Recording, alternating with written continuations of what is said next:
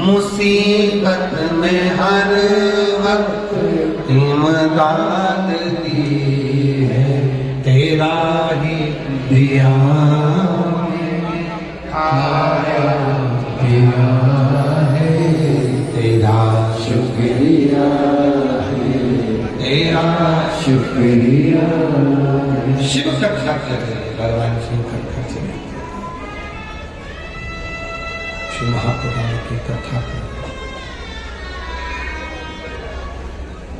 पार्वती जी शिव जी से कह रही हैं, अगर किसी के घर में लेना चाहे नहीं थी। शिव जी कहते हैं उसकी पूरी जवाबदारी मेरी खुद की है, मेरी स्वयं की।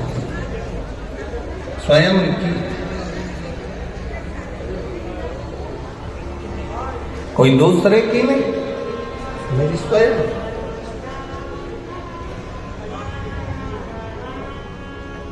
देवराज ब्राह्मण की धर्म पत्नी है, देवराज ब्राह्मण के बच्चे हैं, परिवार है, उसका पेट भरने की जवाबदारी उसका है। पर देवराज ब्राह्मण जब किसी गलत स्त्री का संग पकड़ेंगे,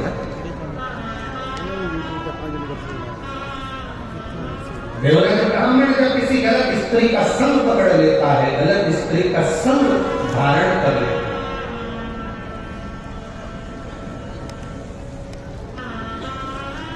तब वो स्त्री पहले तो कुछ नहीं बोली, पर बाद में जब वो देख लेती है कि अब मुझे धन की जरूरत है, तब वो देवराज ब्राह्मण से कहती है जाओ, और जो रानी के गले में हार पड़ा हुआ है, वो रानी के गले का हार मुझे लाकर दो।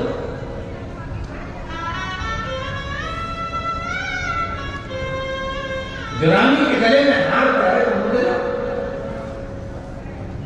और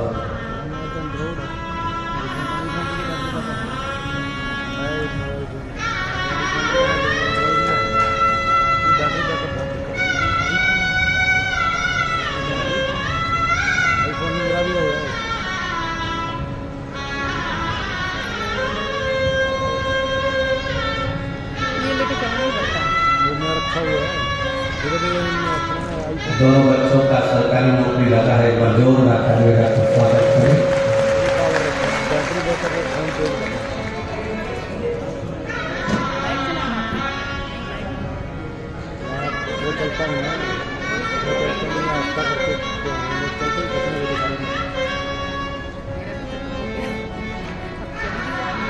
शिव कृपा किसको करे, शंकर की वार्ता किसको करे, शिव तत्व किसको करे। चोरी करने के लिए देवराज उस स्त्री के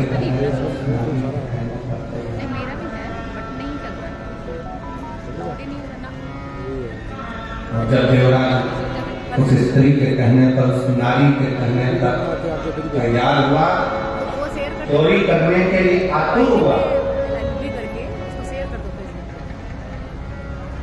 चोरी करने के लिए पहुंच भी गया और रानी का हाथ चुरा कर लेकर आ भी गया, पर राजा के जो दूत थे, सेवक थे, गुप्तचर थे, वो पीछे पड़ गए।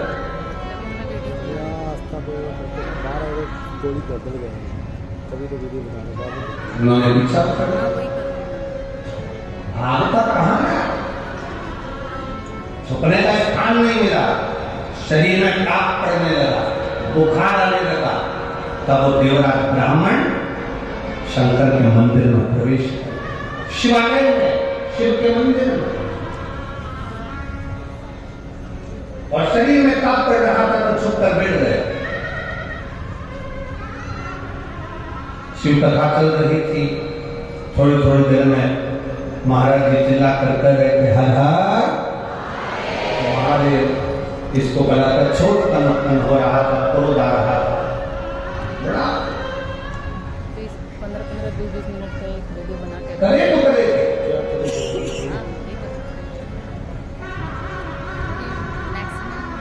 अंदर से कर चुका, मंदिर से चोरी का सामान लेकर बाहर निकला, बेलपत्र के वृक्ष के छांव में उसके प्राण छूट गए। तो बहुत सावधानी से ध्यान रखना, तुम्हारे भरण पोषण की जवाबदारी उसकी है, पत्नी के भरण पोषण की जवाबदारी उसकी है, बच्चों के भरण पोषण की जवाबदारी उसकी है। पर व्यक्ति जब सही राह पर चलता है उसकी जवाबदारी परमात्मा लेता है, पर वो जब गलत राह पर निकल जाता है, किसी गलत स्त्री के संग में, झूठ में, प्रपंच में, गलत संगत में, गलत विचारों में जब वो पढ़ना चालू हो जाता है तो फिर वो अपनी जवाबदारी बंद कर,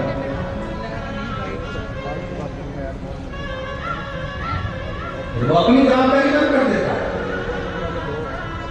फिर उसकी जवाबदारी समाप्त हो जाती है।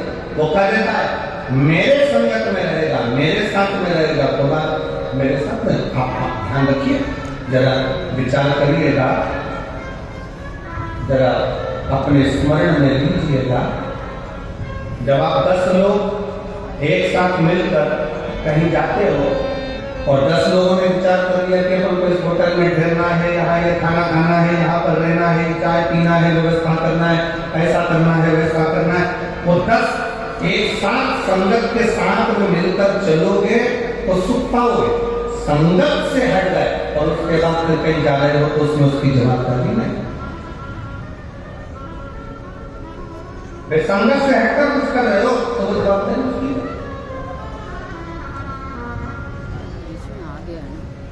पर संगत के साथ मिलकर कार्य कर रहे हो तो उसकी जवाबदारी।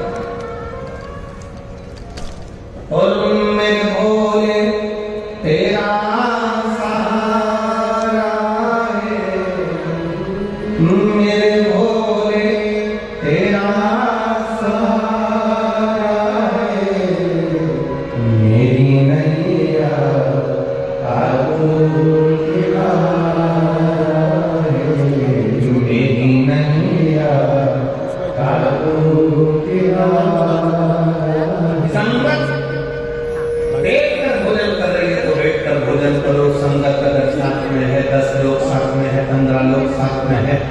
जैसा एक साथ नियम बना है वैसे चलोगे तो संगत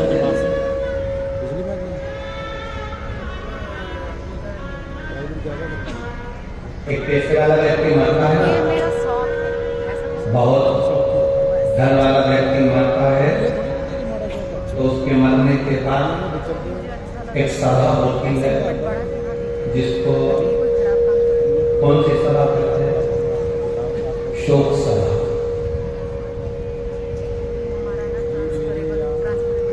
और इधर का तो हमको नहीं मालूम, पंजाब का ऐसा फोटो मोटो रखकर सब बैठ जाते हैं, शोक सभा करते हैं, तभी होती है। अरे जम के तो बोलो, आवाज नहीं आ रही, बोलो जरा, होती है। अच्छा, पैसे वाला मरता है, धनपति मरता है तो शोक सभा होती है। कोई गरीबड़ा मरता है, कोई गरीब व्यक्ति मरता है, उसकी शोक सभा होती है क्या?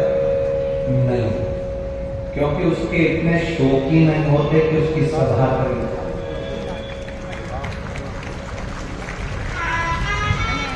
जिसके शोक ज्यादा होते हैं उसकी शोक सभा भी होती है, और जिसके शोक ही नहीं होते वो शोक सभा क्या करेगा? वो तो थोड़ी देर बैठकर गुरुवाणी को श्रवण कर लेता है, सत्संग कर लेता है, भगवान की भक्ति कर लेता है, राम नाम, कृष्ण नाम, शिव नाम को जप लेता है और अपनी जिंदगी का करता है।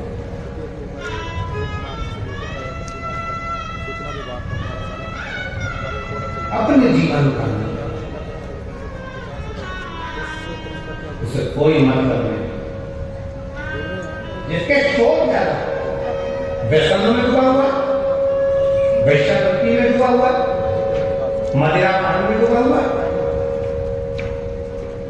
नशे में धूत है, गलत कार्य में डूबा हुआ है, गलत विचारों में डूबा हुआ है, गलत सोच में डूबा हुआ है, और जिसके कोई गलत ना संगत है, ना विचार है, ना शोक है, वो तो अपनी मस्ती में मस्त होकर भगवान की भक्ति को धारण कर रहा है। उसको क्या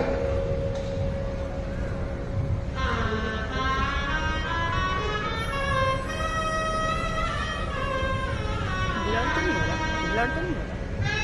और तेरी कृपा का क्या है भरोसा, कब किस सर हो जाए राशि हम पर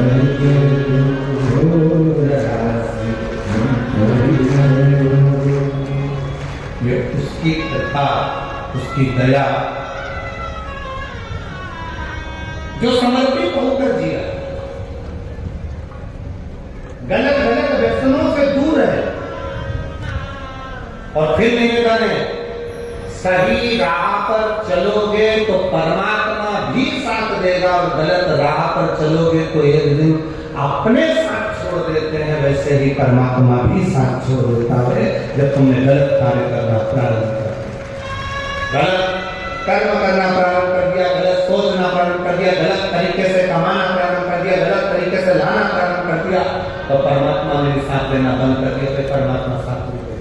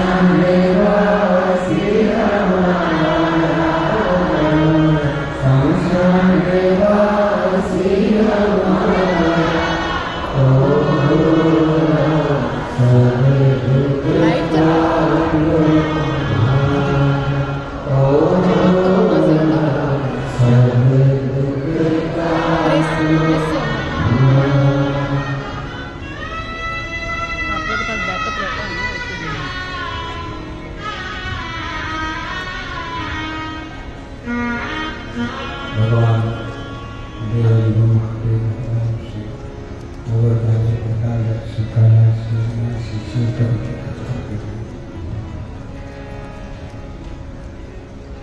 जीवन उसने दिया है,